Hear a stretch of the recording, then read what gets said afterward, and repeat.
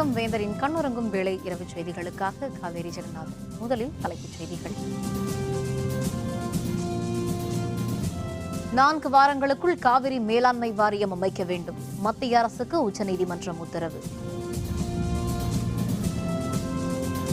நாளை முதல் 1 வாரத்திற்கு 6000 கன அடி நீர் திறக்க வேண்டும். கர்நாடகத்திற்கு உச்சநீதிமன்றம் ஆணை.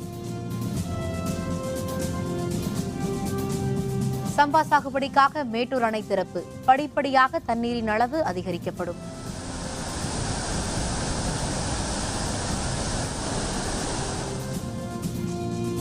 மூன்றாவது பட்டியலை வெளியிட்டார் வெங்கையா நாயுடு. ஸ்மார்ட் சிட்டி வரிசையில் மதுரை, சேலம், தஞ்சை, வேலூருக்கு இடம். ராம்குமார் உடற்கூறு ஆய்வுக்கு மீண்டும் தடை. தனியார் மருத்துவரை நியமிப்பதில் நீதிபதிகளுக்கிடையே கருத்து வேறுபாடு. காவிரி மேலாண்மை வாரியத்தை 4 வாரங்களுக்குள் அமைக்க வேண்டும் என மத்திய அரசுக்கு உச்சநீதிமன்றம் உத்தரவிட்டுள்ளது. கர்நாடக அரசு தமிழகத்திற்கு 50 TMC நீரை வழங்க உத்தரவிடக் கோரி தமிழக அரசு உச்சநீதிமன்றத்தில் இடைக்கால மனு தாக்கல் செய்தது. காவிரி மேற்பார்வை குழுவின் முடிவுகளை எதிர்த்தும் தமிழக அரசு மேல்முறையீடு செய்துள்ளது. வரும் 10 நாட்களுக்கு 3000 கன அடி நீர் திறந்துவிட்டாலும் தமிழகத்தின் தேவைக்கு போதாது என தமிழக அரசின் மனுவில் கூறியுள்ளது. இந்த வழக்கு உச்சநீதிமன்ற நீதிபதிகள் தீபக் மிஸ்ரா, யு லலித் ஆகியோர் முன்னிலையில் இன்று விசாரணைக்கு வந்தது.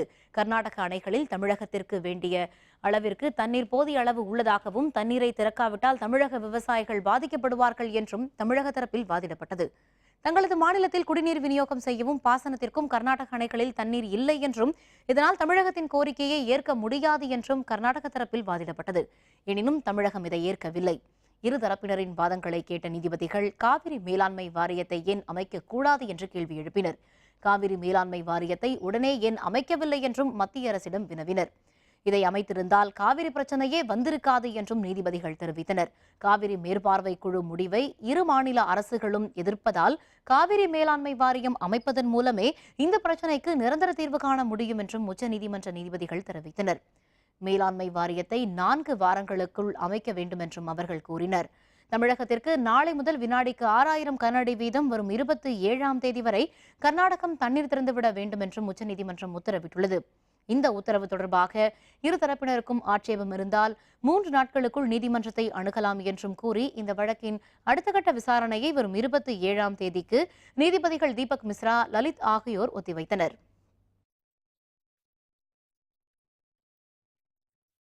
4 வாரங்களுக்குள் காவிரி மேலாண்மை வாரியம் அமைக்க வேண்டும் என்ற உச்சநீதிமன்றத்தின் உத்தரவிற்கு தமிழக தலைவர்கள் வரவேற்பு தெரிவித்துள்ளனர். வரவேற்கத்தக்க தீர்ப்புதான்.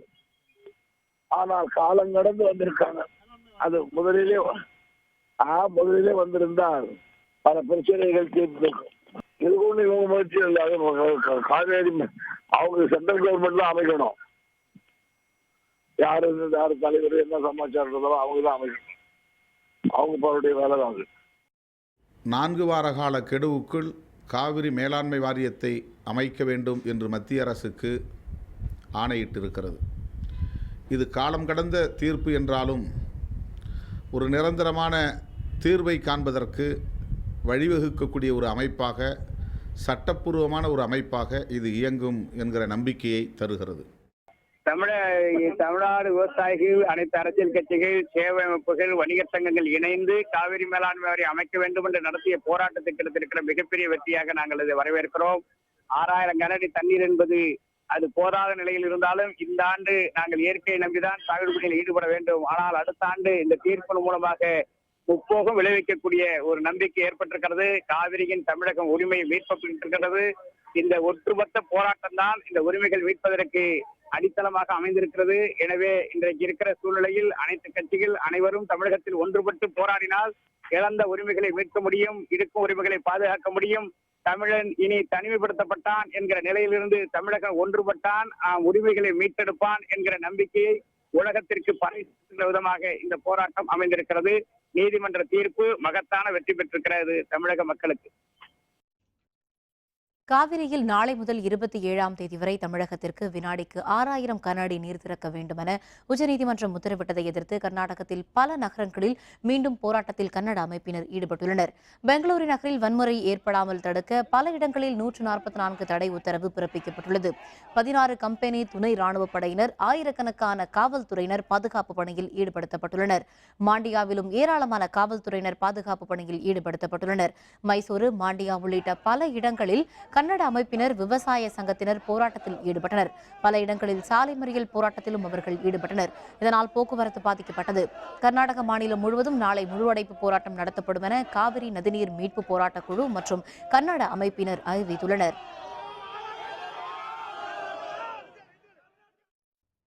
கர்நாடகம் முழுவதும் பலத்த பாதுகாப்பு போடப்பட்டுள்ளதாக மாநிலத்தின் உள்துறை அமைச்சர் பரமேஸ்வர் தெரிவித்துள்ளார். எல்லைப் பகுதியான அத்திப்பள்ளியில் பாதுகாப்பு ஏற்பாடுகளை ஆய்வு செய்த பின்னர் செய்தியாளர்களுடன் பேசிய அவர், எல்லைப் பகுதியில் கர்நாடக காவல்துறை, துணை ராணுவப் படையினர் 6 பிரிவுகள் பாதுகாப்பு பணியில் ஈடுபட்டுள்ளதாக தெரிவித்தார். கடந்த 12ஆம் தேதி நடந்த கலவரம் குறித்தும் அவர் வருத்தம் தெரிவித்தார். பின்னர் பெங்களூருவில் செய்தியாளர்களுடன் பேசிய பரமேஸ்வர், உச்சநீதிமன்ற தீர்ப்பு குறித்து முதல்வர் சித்தராமையா தலைமையில் அமைச்சரவை நாளை முக்கிய ஆலோசனை நடத்த உள்ளதாகவும் தெரிவித்தார். We will wait for the copy of the order and Chief Minister has called the senior leaders, senior ministers, and will examine the different possibilities. We are disappointed with the judgment, and again and time and again there is an injustice done by the deciding authorities. Kaveri delta பாசனத்திற்காக மேட்டூர் அணையில் இருந்து இன்று காலையில் தண்ணீர் திறக்கப்பட்டதை அடுத்து விவசாயிகளும் பொதுமக்களும் மகிழ்ச்சி தெரிவித்துள்ளனர். குறுவை சாகுபடிக்காக மேட்டூர் அணையில் இருந்து ஆண்டுதோறும் ஜூன் மாதம் 12ஆம் தேதி தண்ணீர் திறக்கப்படுவது வழக்கம். ஜூன் 12 முதல் ஜனவரி 28ஆம் தேதி வரை 230 நாட்களுக்கு மேட்டூரில் இருந்து பாசனத்திற்கு நீர் திறந்து விடப்படுவது பொதுவான நடைமுறை. ஆனால் கடந்த 4 ஆண்டுகளாக பருவமழை பொய்த்து போனதாலும், நடுவர் மன்ற தீர்ப்புப்படி கர்நாடக அரசு காவிரியில் நீர் திறக்க மறுத்ததாலும் உரிய தேதியில் தண்ணீர் திறக்கப்படாமல் ஆகஸ்ட் மாதத்தில் இருந்து மேட்டூரில் தண்ணீர் திறக்கப்பட்டு வருகிறது. இந்நிலையில் தற்பொழுது டெல்டா மாவட்ட சம்பா சாகுபடிக்காக இன்று முதல் மேட்டூரில் இருந்து நீர் திறக்க முதல்வர் ஜெயலலிதா உத்தரவிட்டிருந்தார். அதன்படி இன்று காலையில் அணையில் இருந்து தண்ணீர் திறக்கப்பட்டது. தமிழக பொதுப்பணித்துறை அமைச்சர் எடப்பாடி கே பழனிசாமி மற்றும் அமைச்சர்கள் தங்கமணி, சரோஜா, கருப்பணன், விஜயபாஸ்கர், மாவட்ட ஆட்சியர் உள்ளிட்டோர் அணையில் இருந்து தண்ணீரை திறந்து வைத்தனர். மேட்டூர் அணையில் இருந்து திறந்துவிடப்பட்டு புது வெள்ளம் போல பொங்கி பாய்ந்த நீர் மீது அமைச்சர்களும் விவசாயிகளும் மலர்களை தூவி மகிழ்ச்சியை வெளிப்படுத்தினர்.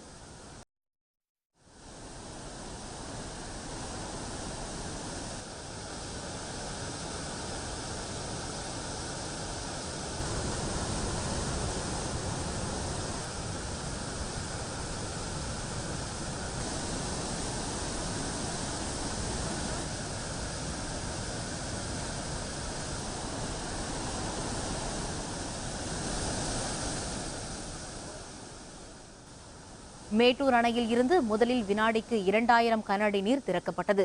பின்னர் படிப்படியாக திறக்கப்படும் தண்ணீரின் அளவு அதிகரிக்கப்பட்டு தற்பொழுது வினாடிக்கு 12000 கன அடி விடப்படுகிறது. இதன் மூலம் 16 லட்சம் ஏக்கர் நிலங்கள் பாசன வசதி பெறும் என்று நீர்வளத்துறை அலுவலர்கள் தெரிவித்தனர்.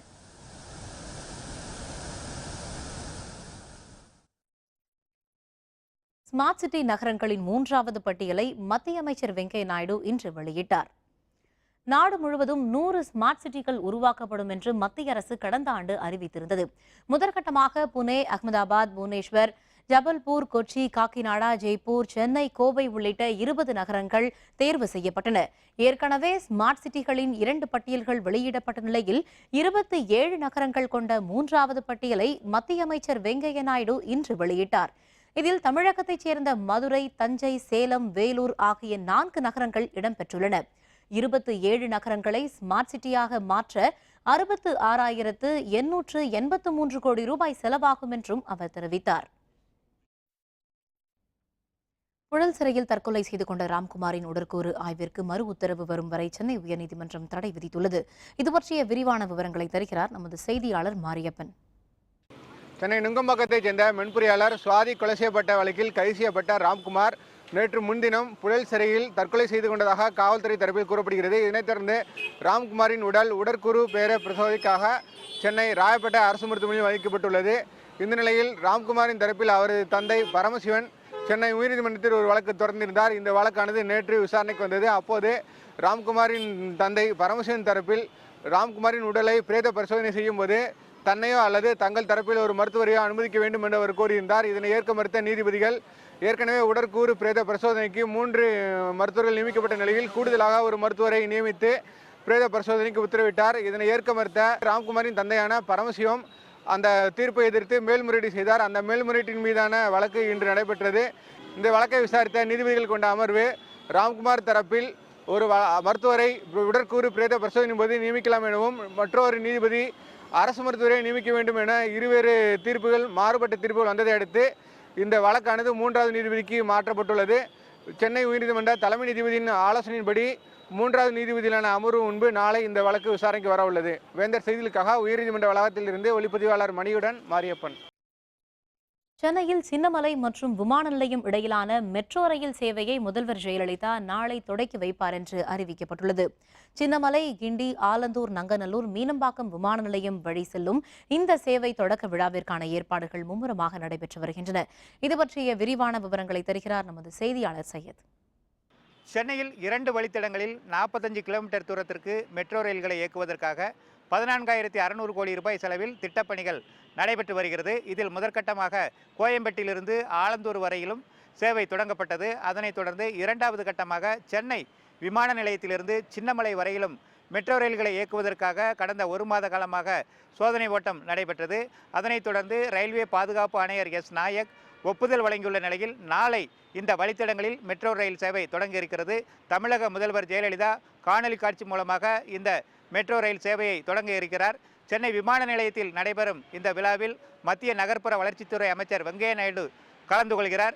இதற்கான ஏற்பாடுகள் தற்போது நடைபெற்றுக் கொண்டிருக்கின்றது. மெட்ரோ ரயில் கட்டணத்தை பொறுத்தவரை ஏற்கனவே கோயம்பேட்டிலிருந்து ஆலந்தூர் வரை 40 ரூபாய் வசூலிக்கப்பட்ட நிலையில் தற்போது கோயம்பேட்டிலிருந்து விமான நிலையம் வரையிலும் 50 ரூபாய் வசூலிக்க முடிவு செய்யப்பட்டிருக்கிறது. அதேபோல சென்னை விமான நிலையத்திலிருந்து சின்னமலை வரையிலும் ரயில் கட்டணமாக 40 ரூபாய் நியமிக்கப்பட்டிருப்பதாகவும் மெட்ரோ ரயில் நிர்வாக அதிகாரிகள் குறிப்பிட்டுள்ளனர். வேந்தர் செய்திகளுக்காக சென்னையிலிருந்து ஒளிப்பதிவாளர் இம்ரானுடன் சையது. நெசவாளர் கூட்டுறவு சங்க பணியாளர்களுக்கு காப்பீட்டு திட்டத்தை செயல்படுத்த முதல்வர் ஜெயலலிதா உத்தரவிட்டுள்ளார். மேலும் நெசவுத்துறைக்கு பல்வேறு திட்டங்களை அவர் அறிவித்துள்ளார். இதுகுறித்து செய்திக்குறிப்பு ஒன்றை அவர் வெளியிட்டுள்ளார். நெசவாளர் கூட்டுறவு சங்க பணியாளர்களுக்கு நல்வாழ்வு காப்பீட்டு திட்டம் நடப்பாண்டு முதல் செயல்படுத்தப்படும் என்றும் காப்பீட்டு கட்டணத்தில் 50% மானியத்தை நெசவாளர் கூட்டுறவு சங்கங்கள் செலுத்தும் என தெரிவித்துள்ள முதல்வர் ஜெயலலிதா பூம்புகார் நிறுவனத்தின் மூலம் ஒருங்கிணைந்த வளர்ச்சி மற்றும் கைவினைப் பொருட்கள் மேம்பாடு என்ற புதிய திட்டம் செயல்படுத்தப்படும் என்றும் இதன் மூலம் கைவினைப் பொருட்கள் சந்தை நடத்துதல் உள்ளிட்ட பல்வேறு நடவடிக்கைகள் மேற்கொள்ளப்படும் என்றும் தெரிவித்துள்ளார். மண்பாண்ட தொழிலாளர்களின் பணிபளுவை குறைத்து உற்பத்தி திறனை மேம்படுத்தும் வகையில் 2000 மண்பாண்ட தொழிலாளர்களுக்கு 4 கோடி ரூபாய் செலவில் இலவச மின் சக்கரம் வழங்கப்படும் என்று தெரிவித்துள்ள அவர் 2 கோடி ரூபாய் செலவில் கதர் மற்றும் கிராம தொழில் வாரியத்தின் கீழ் செயல்படும் மண்பாண்ட தொழில் கூட்டுறவு சங்கங்களின் பழுதடைந்த பணிக்கூடங்களை சீர் செய்யவும் புதிய பணிக்கூடங்கள் கட்டுவதற்கும் உத்தரவிட்டுள்ளதாகவும் தெரிவித்துள்ளார். ஊத்துக்குளி, மண்ணச்சநல்லூர், அத்திப்பட்டு, குளத்தூர், பன்ருட்டி உள்ளிட்ட 11 இடங்களில் புதிதாக தொழிலாளர் அரசு ஈட்டுறுதி மருந்தகங்கள் தொடங்க உத்தரவிட்டுள்ளதாகவும் 12 கோடியே 70 லட்சம் ரூபாய் செலவில் தொழிலாளர் ஈட்டுறுதி மருந்தகங்கள் ஏற்படுத்தப்படும் என்றும் முதல்வர் ஜெயலலிதா தெரிவித்துள்ளார். வன்முறையால் பாதிக்கப்பட்டுள்ள ஜம்மு காஷ்மீரில் கடந்த 74வது நாளாக கடைகள் அடைக்கப்பட்டுள்ளதால் இயல்பு வாழ்க்கை முடங்கியுள்ளது. ஜம்மு காஷ்மீரில் ஹிஸ்புல் தீவிரவாத அமைப்பின் தளபதி பர்ஹான் வானி கடந்த ஜூலை மாதம் 8ஆம் தேதி சுட்டுக் கொல்லப்பட்டதை தொடர்ந்து வன்முறை வெடித்தது. இதில் காவல்துறையினர் 2 உள்பட 79 பேர் பலியானார்கள். 6000க்கும் மேற்பட்டோர் படுகாயமடைந்தனர். இந்த நிலையில் சில நாட்களாக தொடர்ந்த வன்முறை சம்பவங்களில் காயமடைந்து சிகிச்சை பலனின்றி 6 பேர் உயிரிழந்ததை அடுத்து பலி எண்ணிக்கை 85ஆக உயர்ந்துள்ளது. பிரிவினைவாதிகள் வன்முறையில் ஈடுபட்டதால் ஸ்ரீநகர், பாராமுல்லா, அனந்த்நாக், சோபியான், புல்வாமா பகுதிகளில் தொடர்ந்து ஊரடங்கு உத்தரவு பிறப்பிக்கப்பட்டுள்ளது. பிரிவினைவாதிகளின் முழு அடைப்பு மற்றும் வன்முறை காரணமாக தொடர்ந்து 74வது நாளாக காஷ்மீரில் இயல்பு வாழ்க்கை பாதிக்கப்பட்டுள்ளது. கடைகள் அடைக்கப்பட்டுள்ளதால் கோடிக்கணக்கான ரூபாய் வர்த்தகம் இழப்பு ஏற்பட்டுள்ளது. அனைத்து பகுதிகளிலும் ராணுவ வீரர்கள் பாதுகாப்பு பணியில் ஈடுபடுத்துள்ளனர். ஊரி பகுதியில் உள்ள ராணுவ முகாமில் ராணுவ உடையுடன் புகுந்த தீவிரவாதிகள் நடத்திய தாக்குதலில் 18 பேர் பலியான நிலையில் அங்கு கூடுதலாக ராணுவ வீரர்கள் பாதுகாப்பு பணியில் ஈடுபடுத்தப்பட்டுள்ளனர். ஜம்மு காஷ்மீரின் ஊரியில் தீவிரவாதிகளின் தாக்குதலில் பலியான 18 ராணுவ வீரர்களுக்கு நாடு முழுவதும் அஞ்சலி செலுத்தி மரியாதை செலுத்தப்பட்டது. காஷ்மீர் தலைநகர் ஸ்ரீநகரில் இருந்து 100 கிலோமீட்டர் தொலைவில் ஊரி பகுதி அமைந்துள்ளது. இங்கு இந்திய ராணுவத்தினர் முகாம் அமைந்துள்ளது. கடந்த ஞாயிறன்று அதிகாலை 5 மணியளவில் தீவிரவாதிகள் திடீர் தாக்குதலில் ஈடுபட்டனர். இதில் 18 வீரர்கள் கொல்லப்பட்டனர்.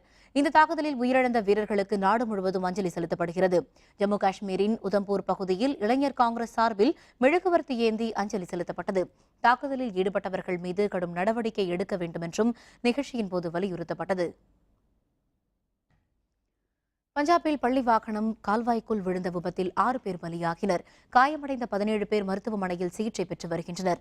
பஞ்சாப் மாநிலம் அட்டாரி பகுதியில் இருந்து 37 பள்ளி குழந்தைகளுடன் எல்லைப் பகுதியில் அமைந்துள்ள பள்ளிக்கு வாகனம் ஒன்று சென்று கொண்டிருந்தது.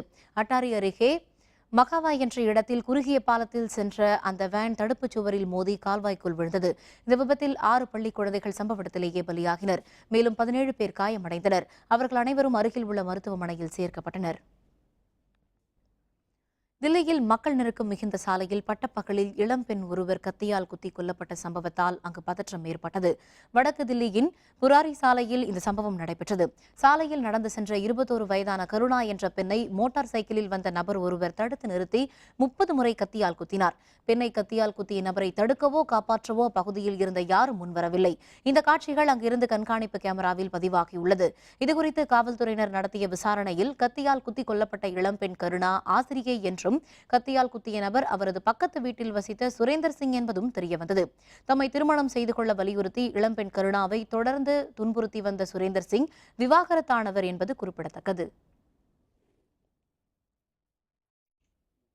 தமிழகத்தின் வட மாவட்டங்களில் அடுத்த 2 நாட்களுக்கு மழை நீடிக்கும் என்று சென்னை வானிலை ஆய்வு மையம் தெரிவித்துள்ளது.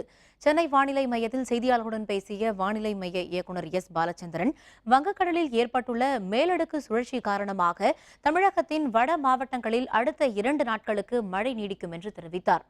தென் தமிழகத்தை பொறுத்தவரை ஓரிரு இடங்களில் மிதமான மழை பெய்யும் என்று மேலும் தெரிவித்த அவர், சென்னை நகரில் இரவு அல்லது அதிகாலை நேரத்தில் மிதமான மழை பெய்ய வாய்ப்புள்ளதாகவும் தெரிவித்தார். தமிழகத்தை பொறுத்தவரை கடந்த 24 மணி நேரத்தில் திருப்பூரில் அதிகளவாக 20 மில்லிமீட்டர் மழையளவு பதிவாகியுள்ளதாக அவர் மேலும் தெரிவித்தார். அடுத்து வரும் 2 தினங்களுக்கு வட தமிழகத்தின் ஒரு சில இடங்களிலும் தென் தமிழகத்தில் ஓரிரு இடங்களிலும் மிதமான மழைக்கான வாய்ப்பு உள்ளது. கடந்த 24 மணி நேரத்தில் அதிகபட்சமாக திருப்பூரில் 2 சென்டிமீட்டர் மழை பதிவாகி உள்ளது. சென்னை பொறுத்தவரையில் வானம் மேகமூட்டத்துடன் காணப்படும், ஓரிரு முறை மழை பெய்யக்கூடும். வாய்க்காலில் சடலமாக கிடந்த மாணவி, பொறையாறு காவல்துறையினர் விசாரணை. விவரம் விளம்பர இடைவேளைக்கு பிறகு.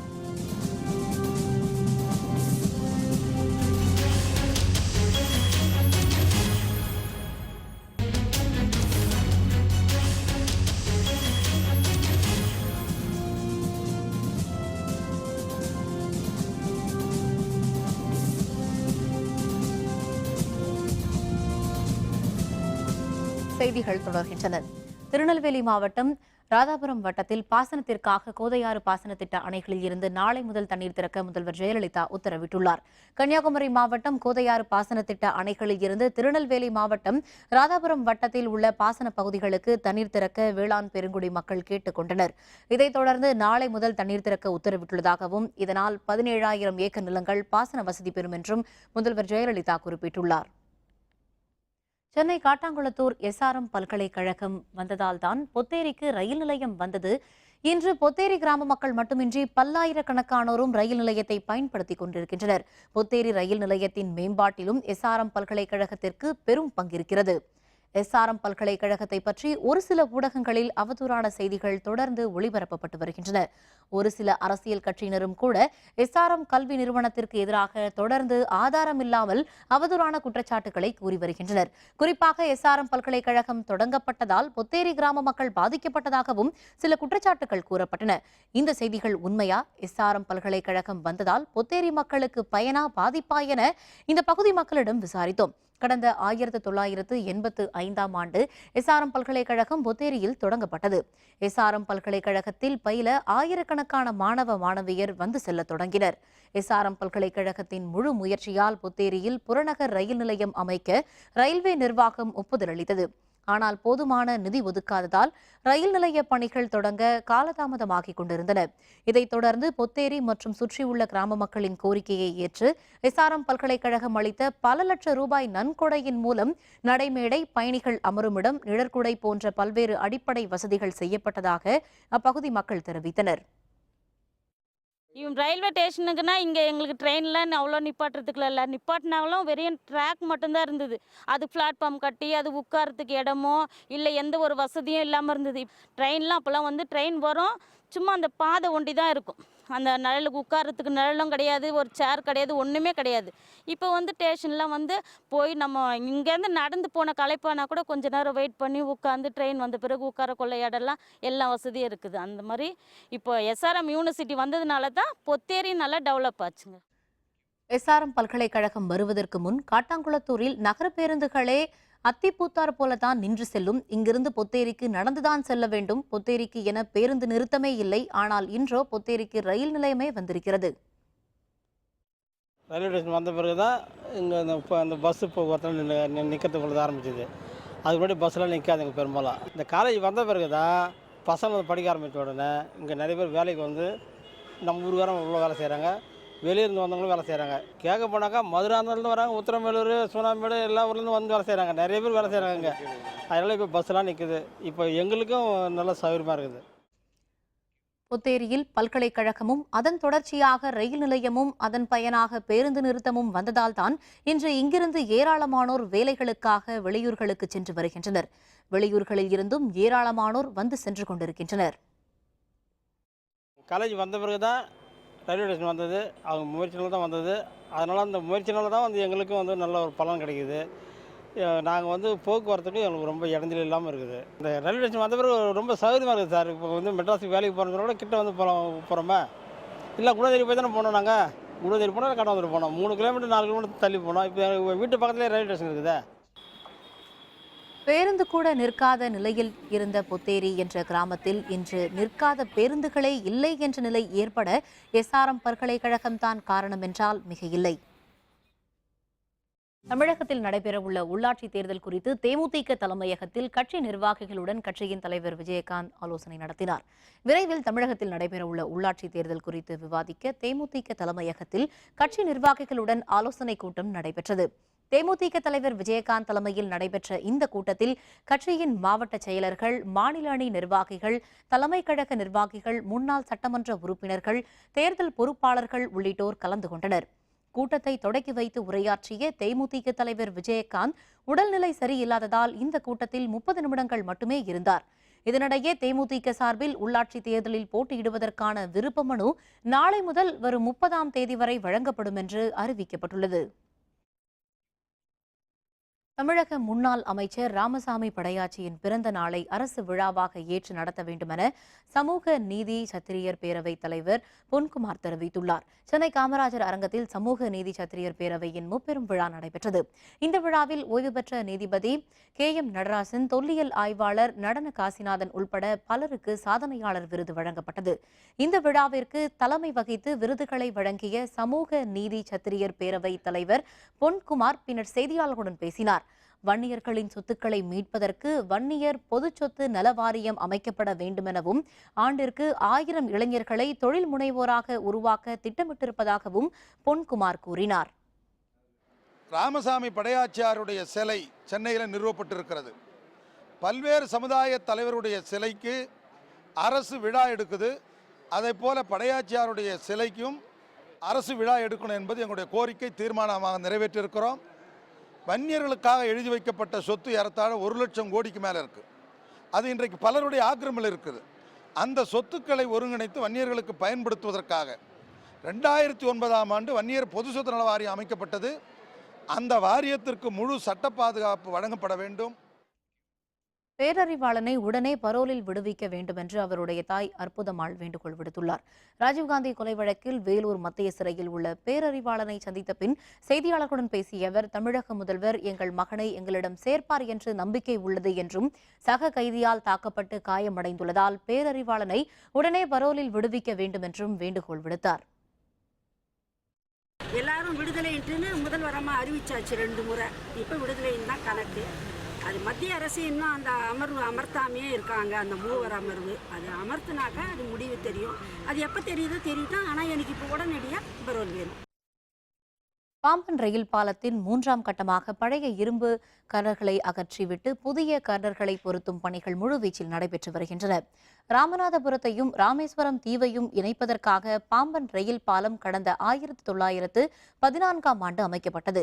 பாலத்தை அவ்வப்போது சீரமைத்து உறுதிப்படுத்தும் பணிகள் நடைபெற்று வருகின்றன. இந்த நிலையில் கடந்த 2015ஆம் ஆண்டு சென்னை அரக்கோணத்தில் இருந்து இரும்பு கர்னர்கள் கொண்டுவரப்பட்டு பாலத்தில் பொருத்தப்பட்டன. 2 கட்டங்களாக கர்னர்கள் அமைக்கப்பட்ட நிலையில் புதிதாக 16 கர்னர்கள் 6 கோடி ரூபாய் மதிப்பீட்டில் அமைக்கப்பட்டு வருகின்றன.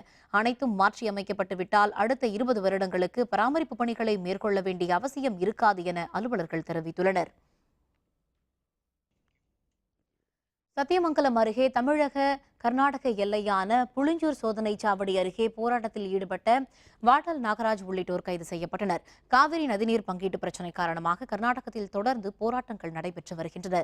சத்தியமங்கலம் அருகே தமிழக கர்நாடக எல்லையான புளிஞ்சூர் சோதனை சாவடி நோக்கி வந்த சலுவலி கட்சியின் தலைவர் வாட்டல் நாகராஜ் உள்ளிட்டோர் சிக்கோலா அணை அருகே கைது செய்யப்பட்டனர். போராட்டத்தையொட்டி 2 மாநில எல்லை வரை இயக்கப்பட்டிருந்த அரசு பேருந்து உள்ளிட்ட வாகனங்கள் இயக்கப்படவில்லை.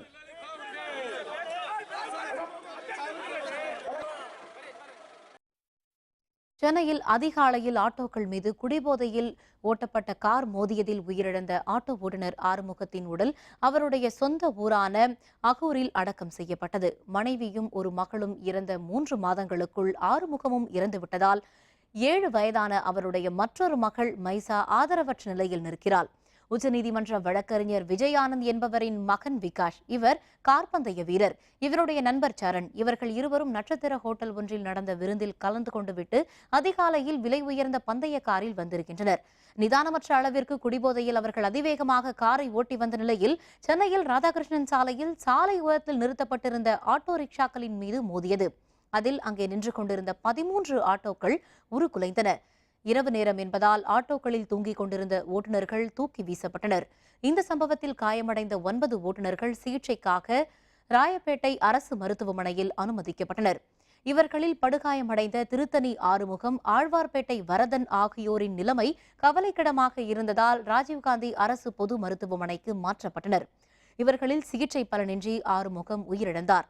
உயிரிழந்த ஆறுமுகத்தின் மனைவி புஷ்பா தனது இளைய மகள் ரஞ்சனாவுடன் 4 மாதங்களுக்கு முன்பு தற்கொலை செய்து கொண்ட நிலையில் இப்போது ஆறுமுகமும் பலியாகிவிட்டார். ஆறுமுகத்தின் தாய் கிருஷ்ணவேணியிடம் வளர்ந்து வரும் மூத்த மகள் 7 வயது மைசா தற்பொழுது தந்தையையும் இழந்து ஆதரவற்று நிற்கிறாள். தந்தையை இழந்தது பற்றி கூட எதுவும் தெரியாமல் துள்ளி குதித்தபடி மைசா செல்போனில் விளையாடி கொண்டிருக்கும் காட்சி வேதனை தருவதாக உள்ளது. ஆறுமுகத்தின் இறப்பிற்கு உரிய இழப்பீடு வழங்க வேண்டுமென்றும் இவருடைய மகளின் கல்வி செலவை அரசு ஏற்க வேண்டுமென்றும் உறவினர்கள் கோரிக்கை விடுத்துள்ளனர். நைட்டும் பக்கம் வண்டி ஓட்டி அந்த குழந்தைக்கு கஷ்டப்பட்டிருந்தார். இப்போ அந்த குழந்தை அணையாக நிற்கிது. ஆட்டோ ஓட்டி தான் அவர் அந்த குணத்தை பார்த்துருந்தார். இடையில 3 மாதத்துக்கு முன்னாடி அவங்க மனைவி இறந்துட்டாங்க. இறந்ததில் அவர் இன்னும் கொஞ்சம் கஷ்டமாயிட்டாரு. நீங்கள் அந்த குழந்தை அணையாக தான் நிற்கிது. அந்த குழந்தைக்கு என்ன வேணுமோ அதை சேர்ந்து கொடுக்கணும். வீட்டுக்கு வந்தால் கூட சும்மாவே இருக்க மாட்டார். ஏதாவது கூலி வேலை செய்யணும், குடும்பம் நல்லா இருக்கணும்னு சொல்லிட்டு அவங்க பொண்ணுக்காக என்ன பண்ணணுமோ அதெல்லாம் நல்லா படிக்க வைக்கணும். அந்த ஒரு கான்செப்டுக்காக நினச்சி மனசுலேயே இரவு பகலமாக கஷ்டப்பட்டார். இப்போ இறந்ததுனால அவங்க பொண்ணு இப்போ தனியாக இருக்காங்க. அந்த பொண்ணுக்காக அரசாங்கம் என்ன பண்ணணுமோ சட்ட ரீதியாகவும் ஒரு நிவாரண நிதியாக படிப்புக்காக ஒரு நல்லா படிக்க வைக்கணும். நாகப்பட்டினத்தில் உள்ள அப்புராஜபுரம் புத்தூர் வாய்க்காலில் கல்லூரி மாணவி ஒருவர் அடித்து கொலை செய்யப்பட்ட நிலையில் சடலமாக மீட்கப்பட்டார். நாகை மாவட்டம் தரகம்பாடியைச் சேர்ந்தவர் சுமதி. இவருடைய மகள் தீபிகா. பூம்புகார் கல்லூரியில் 2ஆம் ஆண்டு படித்து வரும் இவர் நேற்றிரவு வீட்டில் இருந்த செல்போனை எடுத்துக்கொண்டு வெளியில் சென்றுள்ளார். இரவு முழுவதும் தீபிகா வீட்டிற்கு வராததை அடுத்து தீபிகாவை அவருடைய தாயாரும் உறவினர்களும் தேடியுள்ளனர். இந்நிலையில் வீட்டிற்கு சற்று தொலைவு உள்ள அப்புராஜபுரம் புத்தூர் வாய்க்காலில் சடலம் மிதந்துள்ளது. இதுகுறித்து தகவல் அறிந்து வந்த மாவட்ட காவல் கண்காணிப்பாளர் துரை சம்பவ இடத்தை பார்வையிட்டார். விசாரணையில் தீபிகாவின் உடலின் அருகே மண்வெட்டியின் பிடி ஒன்று கைப்பற்றப்பட்டுள்ளது. இந்த சம்பவம் குறித்து பொறையாறு காவல்துறையினர் வழக்கு பதிவு செய்து விசாரணை நடத்தி வருகின்றனர்.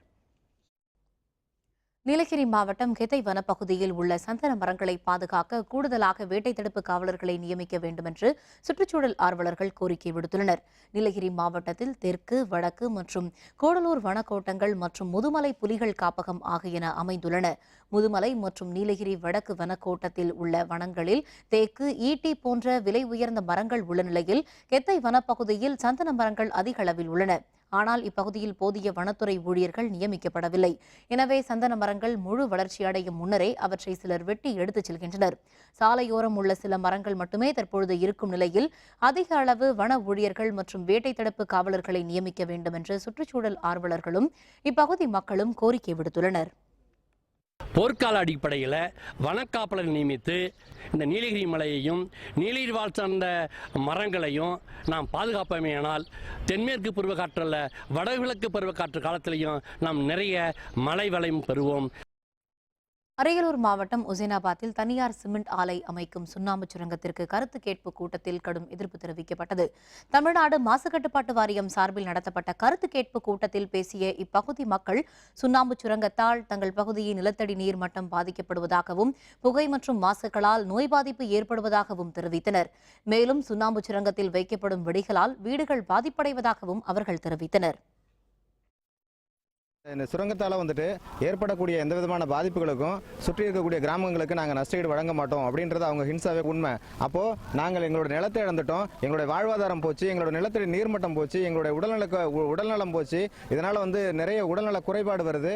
இவ்வளவையும் நாங்கள் இழந்துட்டு ஒரு வேலை வாய்ப்பும் தரலன்னா நாங்கள் ஊரை விட்டு போகிறத தவிர எங்களுக்கு வேறு வழியே கிடையாது. நல்ல தண்ணி ஃபுல்லாக இல்லை, நாங்கள் வெறும் சுண்ணாம்பு தண்ணி குடித்து நாங்கள் எங்கள் மக்கள் அனைவரும் சிறுநீரக பாதிப்பால் இருக்கோம். இந்த அரசாங்கம் இதெல்லாம் வேடிக்கை பார்த்துட்டே இருக்கு. புதிய புதிய சுரங்கங்கள், புதிய புதிய ஆலைகளை கொண்டாந்து எங்கள் மேலே தலையில் வச்சிட்டு இருக்கு. இனிமையாவது எங்களுக்கு ஆலை சார்பாக சுரங்கம் தோண்டுவதை நிறுத்த வேண்டும். நிறுத்தி எங்கள் நிலத்தை எங்களிடம் ஒப்படைக்க வேண்டும்.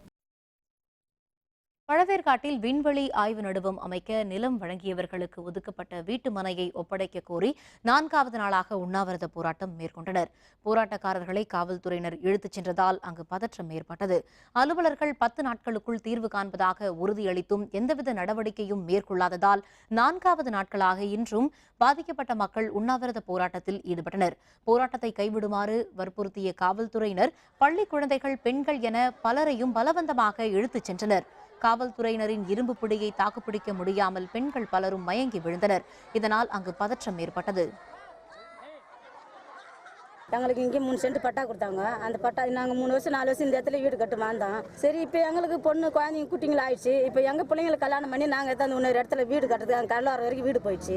இப்போ எங்கள் நிலத்துல எங்களுக்கு கொடுத்த இடத்துல நீங்கள் வீடு கட்டிங்கன்னு பிள்ளை பொண்ணுங்களுக்கு சொன்னால் இங்கே கட்ட தகராது பண்ணுறாங்க. நாங்கள் 4 வருஷமாக போராடுறோம்.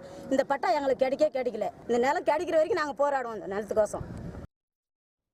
திருவனந்தபுரத்தில் இருந்து குஜராத் செல்லும் ஹாபா எக்ஸ்பிரஸ் மாற்றுப்பாதையில் இயக்கப்பட்டதால் நாகர்கோவில் டவுன் ரயில் நிலையத்தில் முன்பதிவு செய்து காத்திருந்த ரயில் பயணிகள் பயணச்சீட்டு வழங்கும் அறையின் கதவை அடித்து நொறுக்கி வாக்குவாதத்திலும் ஈடுபட்டனர். நாகர்கோவில் டவுன் ரயில் நிலையத்தில் குஜராத் செல்வதற்காக முன்பதிவு செய்திருந்த 300க்கும் அதிகமான பயணிகள் காத்திருந்தனர். கேரள மாநிலம் கொச்சியில் சரக்கு ரயில் தடம் புரண்டதால் அவர்கள் முன்பதிவு செய்திருந்த ஹாபா எக்ஸ்பிரஸ் மாற்றுப்பாதையில் இயக்கப்படுவதாக அறிவிக்கப்பட்டது. இதனால் ஆத்திரமடைந்த பயணிகள் ரயில் நிலையத்தை முற்றுகையிட்டு டிக்கெட் முன்பதிவு அறை கதவை அடித்து நொறுக்கினர். அப்போது பணியில் இருந்த ரயில் நிலைய ஊழியர்களோடு வாக்குவாதத்திலும் ஈடுபட்டனர். அதன் பின்னர் காத்திருந்த பயணிகள் சிறப்பு ரயில் மூலம் திருநெல்வேலி ரயில் நிலையத்திற்கு அனுப்பி வைக்கப்பட்டனர்.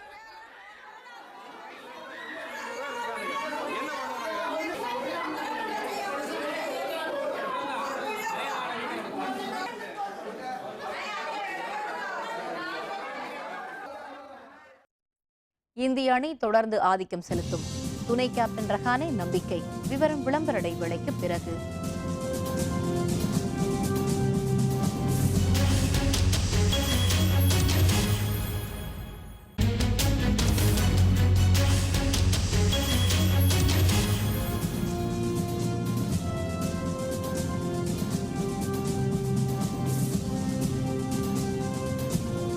செய்திகள் தொடர்கின்றன. இனி அயலக செய்திகள்.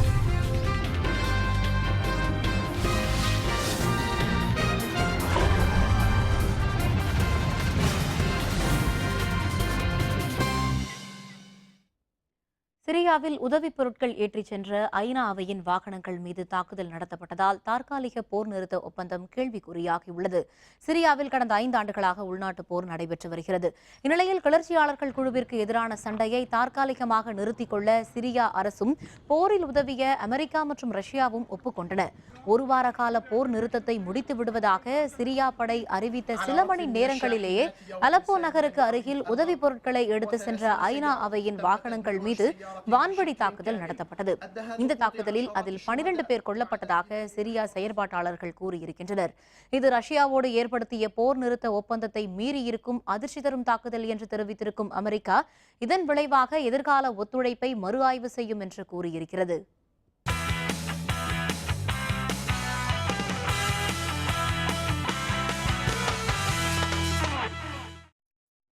கான்பூரில் நடைபெறவுள்ள நியூசிலாந்திற்கு எதிரான டெஸ்ட் போட்டியில் இந்தியா தொடர்ந்து ஆதிக்கம் செலுத்தும் என்று இந்திய அணியின் துணை கேப்டன் ரஹானே தெரிவித்துள்ளார்.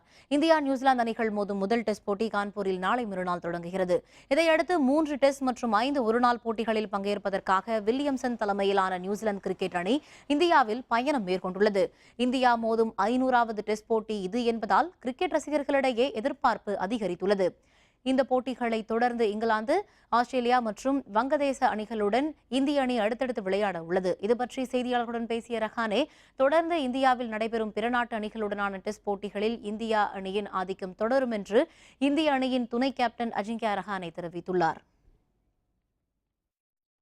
उनके बॉलर्स अच्छे हैं, अभी तीनों उन लोग एक साथ खेल रहे हैं कुछ समय से, बट उनको रिस्पेक्ट करना और उनको हम किसी को भी लाइटली नहीं लेते हैं. आई थिंक रिस्पेक्ट करके हमारी कोशिश यही होगी कि उनको यहाँ पे सेटल ना होने दें और उनको डोमिनेट करें. மீண்டும் தலைப்புச் செய்திகள். 4 வாரங்களுக்குள் காவிரி மேலாண்மை வாரியம் அமைக்க வேண்டும். மத்திய அரசுக்கு உச்சநீதிமன்றம் உத்தரவு. நாளை முதல் ஒரு வாரத்திற்கு 6000 கன அடி நீர் திறக்க வேண்டும். கர்நாடகத்திற்கு உச்சநீதிமன்றம் ஆணை. சம்பா சாகுபடிக்காக மேட்டூர் அணை திறப்பு. படிப்படியாக தண்ணீரின் அளவு அதிகரிக்கப்படும்.